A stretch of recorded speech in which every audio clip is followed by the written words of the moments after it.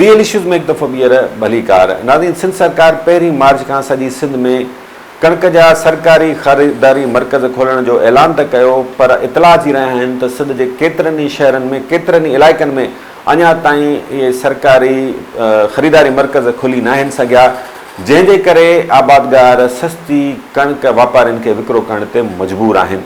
गॾोगॾु इन सूरतहाल जो फ़ाइदो ख़ुराक खाते जा अमलदार वठी रहिया आहिनि, जेके ॿिन्ही हथनि सां हिकु तरफ़ वापारियुनि खे ऐं आबादगारनि खे फुरे लुटे रहिया आहिनि। इतला अची रहिया आहिनि त ख़ुराक खाते जा अमलदार वापारियुनि खां फ़ी गाॾी एवज़ 25 खां 30,000 रुपया ऐं किथे किथे 50,000 रुपया मुबैना तौरु रिश्वत तलब कनि था, जंहिंजो नुक़सानु वरी आबादगारनि खे थिए थो ऐं गॾोगॾु अवाम खे पिणु थिए थो, छाकाणि त अटे जो अघु वधी वञे थो।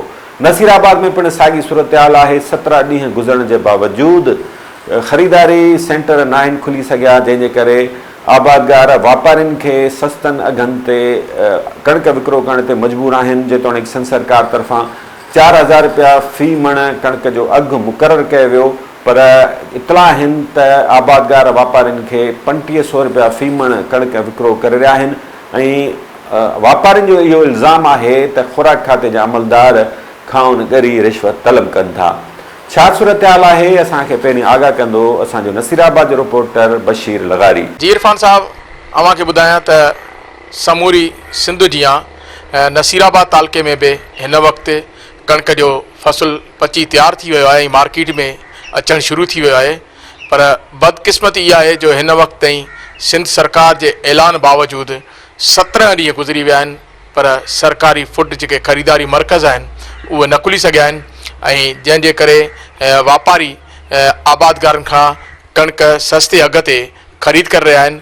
ऐं ॿिए तरफ़ अव्हांखे ॿुधायां त हिन वक़्तु ताईं किथे बि असांजे कंबर शदाद नसीराबाद तालुके समेत कंबर शदाद कोट ज़िले में फूड जेके सेंटर ते ऑफिसर मुक़ररु न थिया आहिनि ऐं न वरी उहे खुली सघिया आहिनि, त ॿिए तरफ़ वरी असांजो जेको DFC आहे उहो वापारियुनि जी जेके कणक जूं जेके ट्रकूं आहिनि उहे नसीराबाद ॿाहिरियां दादू ऐं कंबर शदाद कोट ज़िले जी आख़िरी हद तां पकिड़े ऐं उन्हनि खे मुख़्तलिफ़ जायुनि ते उन्हनि सां ॾेती लेती करे उन्हनि खे छॾियो थो वञे। हाणे जॾहिं उन्हनि जेके वापारी आहिनि उन्हनि जे कणक खे जॾहिं उहे रोकनि था ऐं ज़िले बंदिश जे सबबु, त जेको पहिरियां असां वटि तक़रीबन 4400 रुपया कणक जो मण रेट हले पियो, हिन वक़्तु जेको आहे उहे वापारी 4,000 में बि उहे ख़रीद करण लाइ तयारु न आहिनि। इरफान साहब, अव्हांखे ॿुधायां त हिकु तरफ़ परियां इहा जेका महा बोर्ड हुई, उन बोर्ड में नसीराबाद तालुको तक़रीबन 80% उतां जो जेको फ़सुलु हुयो सारियल उहो न थियो हुयो ऐं 70 खां 80% माण्हुनि जा घर किरी तबाह थी विया हुया। इन अहिड़ी मुफ़लसी वारे दौर मां असांजे नसीराबाद तालुके जा माण्हू पोरियत ऐं आबादगार जेके उहे गुज़रिया आहिनि, हिन वक़्तु जॾहिं उन्हनि ग़रीब पोरियतनि जो जेको उहो फ़सुलु जेको आहे कणक जो तयारु थी मार्केट में अचणु आयो आहे, त उनजो जेको रेट आहे उहो उनखे मुनासिबु रेट नथो मिले। हाणे जेकॾहिं सिंध गवर्नमेंट वाक़ई उन्हनि पोरियतनि जे लाइ कुझु करणु चाहे थी ऐं उन्हनि आबादगारनि खे को रिलीफ ॾियणु चाहे थी, त फौरी तौर ते इहे सरकारी जेके फूड सेंटर आहिनि उहे खोलिया वञनि। जेकॾहिं उहे नथा खोलनि, उहे ख़रीदारी नथा कनि, त बि उन्हनि आबादगारनि लाइ को इहो वॾो मसइलो न आहे। उहा जेका ज़िलाई बंदिश आहे उहा अगरि जेकॾहिं उहा ख़तमु कई वेंदी त मां सम्झां थो इहा जेका कणक जो जेको रेट आहे उहो सुठो उन्हनि खे मिली सघे थो ऐं उहे जेके पोरियत ऐं आबादगार हारी आहिनि उन्हनि खे जॾहिं उन कणक मां सुठी उपत मिलंदी त शायदि उहे पंहिंजो कर्ज़ वग़ैरह लाहे सघनि ऐं पंहिंजे घर जो चरखो सुठे नमूने सां हलाए सघनि था। जी नाज़रीन, बशीर लगारी। नसीराबाद में 17 ॾींहं गुज़रण बावजूदु कणक जी ख़रीदारी जा मर्कज़ न खुलण सबबु जेका सूरतहाल आहे उन खां आगाह करे रहियो हो असांजो रिपोर्टर उतां जे आबादगारनि सां ऐं कुझु वापारियुनि सां ॻाल्हि ॿोल कई आहे। हू छा था चवनि, अचो त ॿुधूं। ॻाल्हि ईअं त गवर्नमेंट तरफ़ां जेको ऐलान थियल हुयो त 1 मार्च खां गोदाम जेके आहिनि उहे असां खोले असां कणक जी ख़रीदारी शुरू कंदासीं, पर हिन वक़्तु ताईं उहे हिननि गोदाम बि कोन खोलिया आहिनि। हिननि पंहिंजा उहे जेके हिते ऑफिसर आहिनि उहे मुक़ररु कोन कया आहिनि त कहिड़ा ऑफिसर हिते वेहंदा ऐं कहिड़ा ख़रीदारियूं कंदा। हिन वक़्तु असां हिन कणक जे गोदाम ते नसीराबाद में मौजूदु आहियूं, उहे हिन बंदि लॻा पिया आहिनि थिया। हिकु पासे खां गवर्नमेंट जो ऐलान थियल आहे कणक ख़रीदारी जो, ॿिए पासे खां हिननि ज़िले बंदि जा ऐलान करे छॾिया आहिनि। हाणे जॾहिं असांजो नवां लाभारा पिया आहिनि, असांजी असांजी कणिक मार्केट में आई आहे त उन सूरत हाल में केरु लभे कोन थो जेको हीअ कणिक असांजो ख़रीद करे। ऐं ज़िला बंदि हुजण जे करे जेको कणिक जो हिन वक़्तु 4,000 रुपया गवर्नमेंट तरफ़ां या 4900 रुपया मुक़ररु थियो आहे, असांखां 3500 रुपये में ख़रीदारी कई थी वञे। हिकु पासे ॾे एतिरो असांखे नुक़सानु न थो वञे, असांखे 500 रुपया मण ते घटि ख़रीदारी थी करी वञे। ॿिए पासे ॾे जेके बोर्ड में असांजा नुक़सान थिया, असांजा घर तबाह थी विया, असां दरपदा थी वियासीं, असांजा ॿार बचा रुली विया। उन सॼी सूरत हाल में असांजा फ़सुल जेके सारियल आहे उहे न थिया।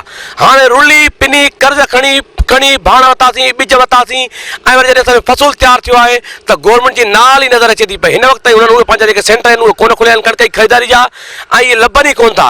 ऐं थींदो इहे जॾहिं कणिक जेका आहे उहा वधी वेंदी ओपन मार्केट में, पोइ ई माण्हू ईंदा त बाबा ज़ोरी ते माण्हुनि जे घरनि में गिरंदा, माण्हुनि जे दुकाननि में वापारियुनि खे तंग कंदा त हाणे असांजी कणिक जो माण्हुनि सां विढ़ंदा। इहा नाल इहा गवर्नमेंट जी असां घुरंदा कयूं आबादगार जे हिसाब सां त बाबा फौरी तौर ते तव्हां पंहिंजा सेंटर खोलियो ऐं आम माण्हू खां ग़रीब माण्हू खां कणिक ख़रीदारी कयो जो उहो माण्हू पंहिंजो गुज़र सफ़र करे सघे। गुज़ारिश इहा ई आहे त हिन महिल जेके सेंटर बंदि आहिनि, आबादगार रुपए मां चारना हींअर फ़सल तयारु आहे। हाणे माण्हू जेकॾहिं मार्केट में का शइ खणी था अचनि, उहे मार्केट में विकिरो था कनि त उन्हनि खे ठीकु ठाकु रेट मिले थो 42 खां 4400 रुपया। पर ही फूड जा जंहिंजो ऑर्डर ई कोन थियो आहे हिन महिल ताईं, जेके सेंटर बंदि आहिनि उहे बि स्टाफनि ते वेठा आहिनि, वापारियुनि खे डिस्टर्ब था कनि ऐं उन्हनि खां भत्तो था वठनि, उन्हनि जूं गाॾियूं पकिड़े पंहिंजी कस्टडी में करे उन्हनि खे ब्लैकमेल करे उन्हनि खे चवनि था पैसा ॾियो। हाणे ईअं थो थिए त जेके आबादगार आहिनि उहे डिस्टर्ब आहिनि, उन्हनि खां वापारी सुठे रेट में कणिक ख़रीद करण लाइ तयारु कोन्हनि के। उहे रीज़न था ॿुधाइनि त असां वटि जेको DFC आहे उहे पंहिंजा माण्हू हिते विहारे उहा असांखां कणिक जेका ॿाहिरि असीं मोकिलियूं पिया कराची एक्सपोर्ट था कयूं, उहा बंदि शइ वेठा आहिनि त कणिक तव्हीं हितां क्रॉस न कयो, असांखे ॾियो। पर वापारी भी इहा शइ बरा सम्झनि था ऐं आबादगार भी ईअं चवनि था त जेकॾहिं तव्हीं सेंटर खोलियो त असीं तव्हांखे पंहिंजी कणिक बि बिल्कुलु ॾींदासीं। पर हाणे हिते सेंटर ते को बि माण्हू कोन्हे को त आबादगार कंहिंखे कणिक ॾे। उहे मजबूरनि वापारनि वटि खणी था वञनि, वापारनि सां उन्हनि जो जेको सिलो आहे उहो इंतिहाई किरियल सिलो आहे। सो गुज़ारिश इहा ई आहे त जल्द खां जल्द सेंटर खोलिया वञनि ऐं वापारनि खे डिस्टर्ब करणु बंदि कयो। मां एतिरो ज़रूरु चवंदुसि त हीअ जेका फूड डिपार्टमेंट असांजी आहे उन पंहिंजा करप्शन जा जेके आहिनि दरवाज़ा हींअर खोले छॾिया आहिनि। सरेआम रोड ब्लॉक कयूं वेठा आहिनि हर शहर में, उते ट्रकूं बीहारे करे उन खां सरेआम पैसा घुरिया था वञनि। तव्हां ॾिसो असां वटि ऑलरेडी अवल ई असां वटि फ्लड आयल आहे, बोर्ड आयल आहे असांजे इलाइक़े में, हिते सारियूं बिल्कुलु तबाह थी वियूं। हिन वक़्तु कणिक असांजी लथी आहे, जेका कणिक जेकॾहिं हीअ रोड ब्लॉक कंदा ऐं कणिक वञणु न ॾींदा त ज़ाहिर ई आहे हूअं 4000 रुपया आहे गवर्नमेंट जो रेट, पोइ ज़ाहिर ई आहे इहो रेट असांजो हेठि डाउन थींदो त आबादगार खे लॉस थींदो हिन जो। असां इहो तव्हांखे ॿुधायूं त हिन वक़्तु कणिक असां वापारी जेके ख़रीद कयूं था 4100 खां 4200 रुपया ख़रीद था कयूं असां। ज़ाहिर ई आहे रोड ब्लॉक थींदा, उते मंथली भत्ताखोरी ॾियणी पवंदी उन्हनि खे, पैसा सरेआम वठंदा 40 50 रुपया ट्रक ते वठंदा, जेका ट्रक कराची सां वञे थी त ज़ाहिर आहे रेट हेठि ईंदो। उन रेट हेठि अचण जो सबबु इहो आहे त आबादगार खे लॉस थींदो, आबादगार जो नुक़सानु थींदो। ऐं मां एतिरो बि चवंदुसि त हिन डिपार्टमेंट जो न हुजण बि बहितरु आहे असांजे लाइ।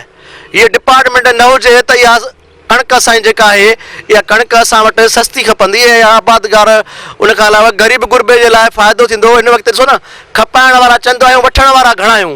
असांजो ग़रीब तबिको पोरिया तबिको बि हुन में पीड़िजे थो।